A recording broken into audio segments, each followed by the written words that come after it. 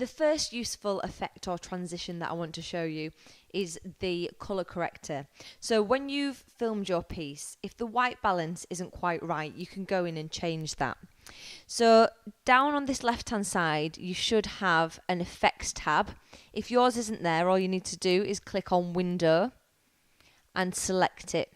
So if any of your windows aren't there, they'll all be in this list. It just needs a tick next to it. So we'll turn on the effects tab, and we can see we've got all of these effects here. You want to go down in video effects, you want to go to colour correction, and you want to find Fast Colour Corrector. Now you want to drag this onto the video clip to use the effect. Now when we double click on this clip and load it into this top window, we'll see in the Effect Controls tab that this Fast Colour Corrector has been added. And if you scroll down here, you can see there is an option for white balance. Now I'm just going to change the layout of this so we can see all this a bit easier. If you go to Window and Workspace, we can choose the Effects Editing layout so we can see what we're looking at a bit better. If you click the eyedropper where it says white balance and find something in the picture that should be white. So if this cream fabric was supposed to be white, if you click on that, can you see that picture got a little bit bluer? It will adapt your picture so that the white balance reworks itself out from whatever you tell the computer should be white. While we're in the Effects Control tab, I'm also going to talk you through this motion section. So this is one of the most useful things you've got. If you click on this tiny arrow next to where it says motion, you can see that you get this little cross in the center of the screen in a circle and this wireframe around the outside. So you can now drag, click and drag and zoom into your picture if you need to crop it. Now I wouldn't do this too much because it's going to decrease the quality of the picture, but if you need to do it a little, that's how you'd do that. You can also use this motion tab to add a zoom to your picture so that it slowly zooms in to a point in that image. So if you drag the edge of this window out so we can see what we're doing a bit better, you might have to drag this middle section across as well so you've got more space to see. And we drop down this little arrow next to motion, we can see that we've got all of these options. So if you click this little toggle animation option, you can see it's automatically added a keyframe there. And if you scroll across to the end of the clip, and we click this to add another keyframe, you can see we've now got a potential value at the start and a potential value at the end. So if I leave this first keyframe at 100, and I'll just drag this back across to show what that looks like. So that's the full frame, the picture as it was filmed. And then if I scroll across so I'm back on this keyframe and I change the value of this one, so I'm going to zoom into that picture, you can see it stretching at the side. So if I pull that back across so you can get a better view, you can see that we've zoomed into that picture now. We're going further and further in.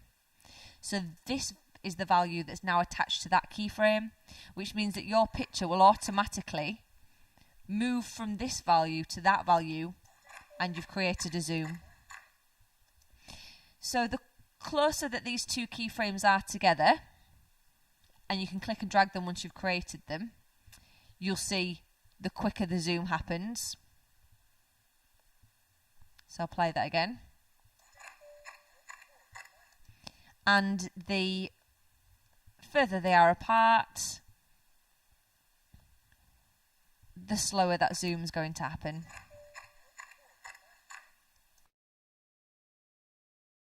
The next thing that I'd like to show you that is useful, I'm going to get my project window back there, are some video transitions.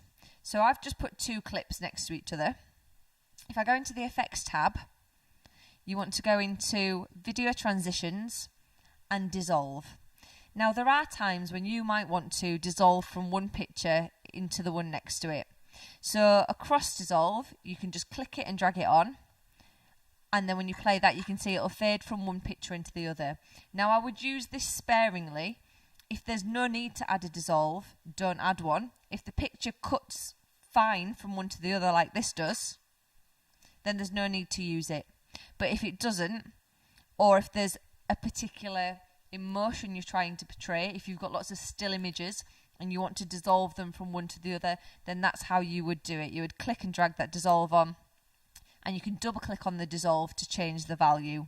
So whatever number you put in there, you know, the bigger the number, the bigger the dissolve. The smaller the number, the smaller the dissolve. And you can see it changes size down here. So to delete that, you just click on it and backspace, and it's gone.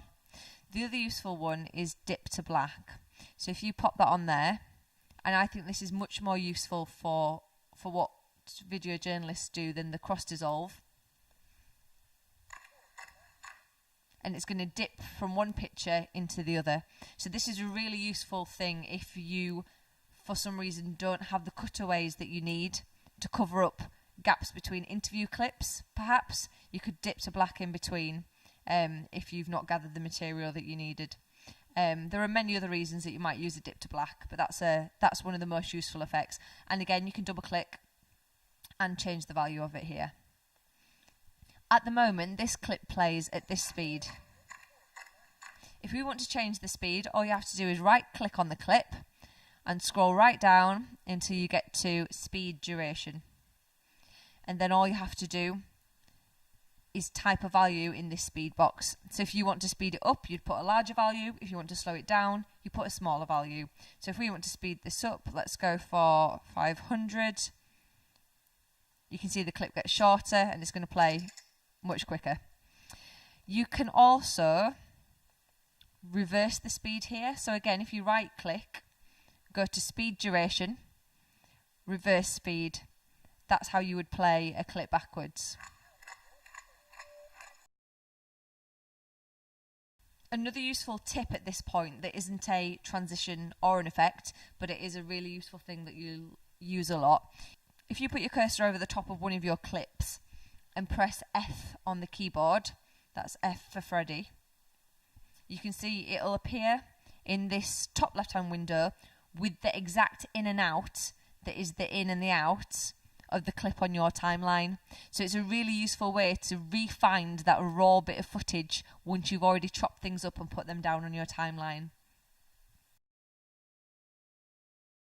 And lastly, I want to show you how to create a background. So a few of you will be using idents or logos at the start and the end of your videos that actually just need a plain background adding.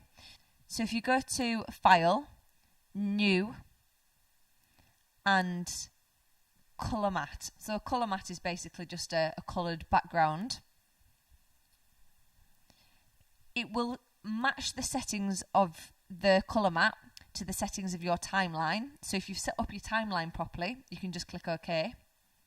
And then you pick whatever colour you want this to be. So for the sake of this, we're going to make a white one. Click OK. I would call it white background. Okay, and it's going to put it in your project window for you. So you can drag that on there, and if you've got a logo that you want to put over the top, you can just drag that logo on and put it on track 2 over the top of this one.